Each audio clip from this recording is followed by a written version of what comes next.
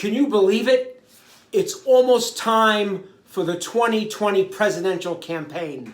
As a matter of fact, the Democratic field for the 2020 Democratic candidates for president is taking shape right now. And I don't want to waste any more time by sharing with you at this particular stage in January of 2019 my thoughts and current preferences of the current layout of the field. The presidential campaigns are my favorite aspect of politics. I've been watching presidential campaigns closely since I was a little tiny boy. I grew up watching the news, watching the coverage, reading all about it, locking into my favorite candidates ever since I was a tiny boy, all through adulthood. And as I got into politics myself through adulthood, I've been addicted to presidential campaigns. I love them. So now we start. And let's begin with my number one top favorite candidate,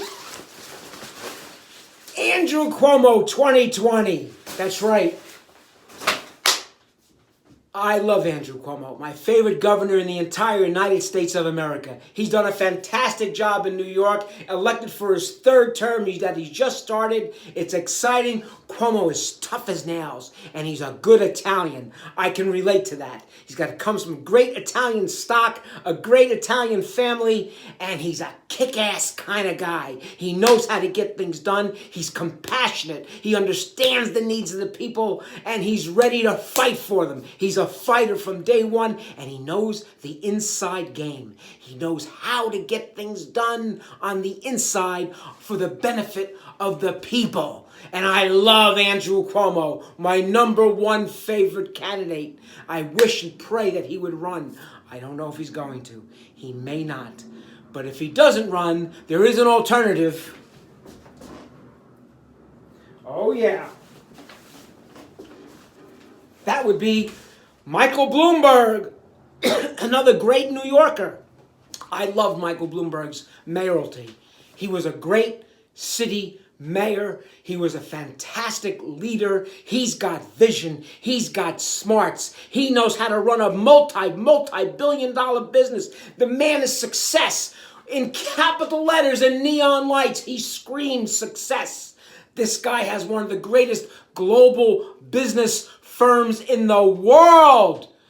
This guy knows what he's doing. He's got the brains, and we've seen as mayor that he's got the political smarts too. He can do it all. He can do business. He can do government. He can manage complex situations and money in the billions. He would be fantastic. But I understand that his connections to Wall Street, his business was built successfully upon Wall Street relationships. And I understand that the current tenor of the Democratic base may not go for that. So I think he's going to have a very, very difficult time getting through the primary process. That's why he may not make it. However, there is someone else just as good. And that would have to be the one and the only United States Senator Kamala Harris. Kamala Harris has proven to me to be extremely smart as a former prosecutor in California. She's tough as nails. Reminds me of Andrew Cuomo, that kind of a personality. She's tough, she's brilliant, and she knows the law. And when she handled herself on that Senate Judiciary Committee, I was so proud of her, and I said, that's presidential material. She's a fighter for the people. She's taking no guff. She's going to take it right to the opponent in 2020, and she's going to give no quarter. I like Kamala Harris. I'd love to see an African-American woman be the president of the United States. That, to me, would be the ultimate, because it would show that this country is truly reflective of its diversity, that its politics is as reflective of its diversity as its people. Kamala Harris has it all. She's got the brains. She's got the guts. She's got the intestinal fortitude. She can do it. But I don't know if she's going to do it. And I don't know if she's going to get through the primary process. So, if not, we have somebody else. That's right. There is always Brother Bernie. Now, confession. in 2016, I was a big Bernie Sanders supporter. I voted for Bernie Sanders in the primary in 2016, and I love Bernie because of one major reason: authenticity. The man speaks from his heart and from his gut, and you know he's not BSing you because he's got the same exact positions today as he had 30 years ago. He's not changed. He's the real deal, and people understand that. And people respond to that. People know that Bernie's the real deal. He's authentic. He means what he says. He says what he means. Now, I do not agree with Bernie on much of his foreign policy, but he speaks to the pocketbook issues correctly. He speaks to people's needs. He understands what people are going through, the struggle, and he knows that you give a hand to help people up, and that's what he's ready to do.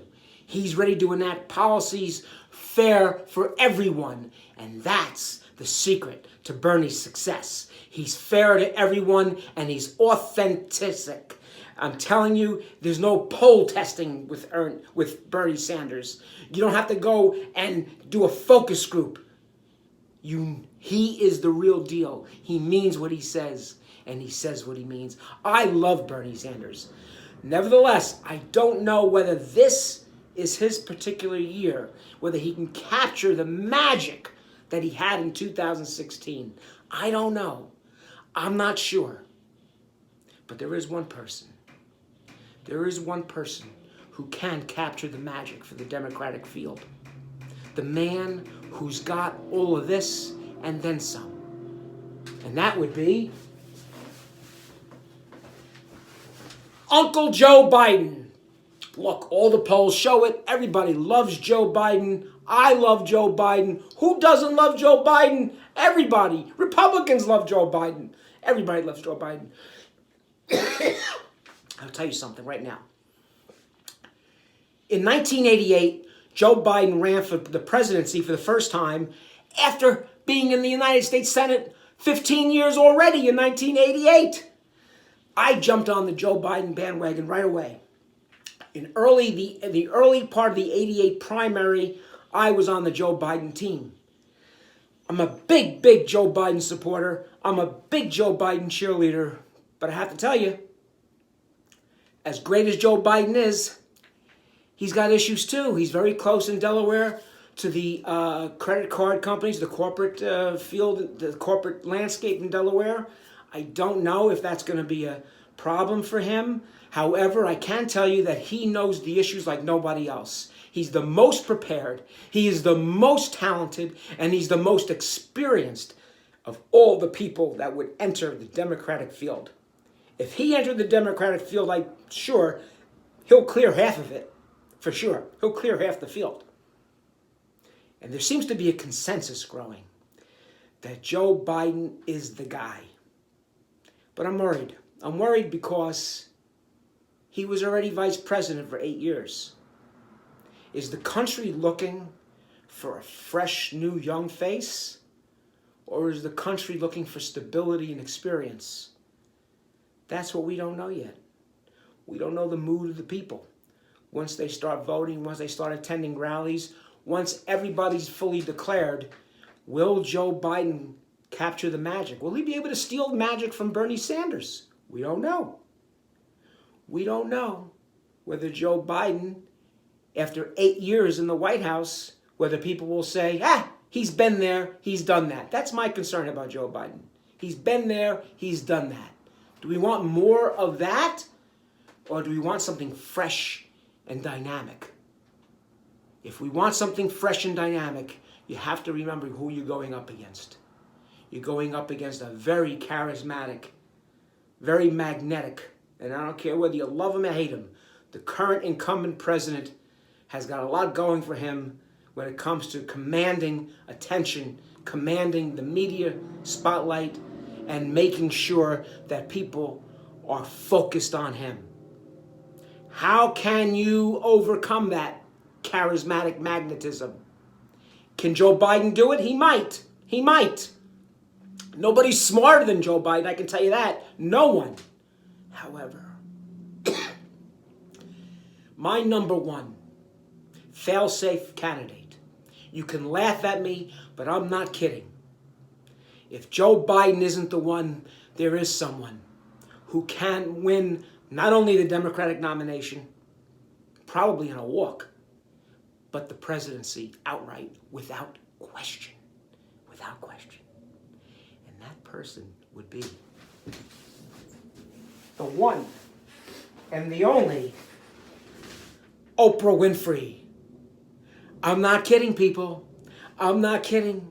You get a presidential candidate. I get a presidential candidate. You get a presidential candidate. We all get a presidential candidate with Oprah Winfrey. Look, she's not a fly-by-night celebrity. She's not. She runs a billion-dollar corporation. She's successful. She brought herself up from her bootstraps. She was an abused child. She raised herself up. She became successful in her career, and no one can command the media the way Oprah Winfrey can. No one. Not even the incumbent president. No one. She's the queen of the media. And she's smart. She runs a billion-dollar successful corporation. Remember that. She can handle complex business situations. She can handle world affairs. She's got a great interpersonal way of communicating. She can handle world leaders. She knows how to do this.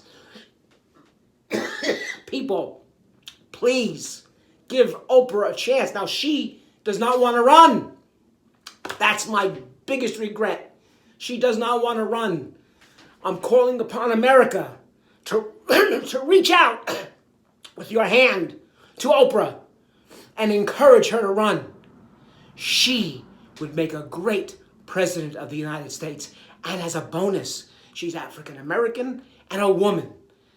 Again, reflective of the diversity of this great country. That's what we need.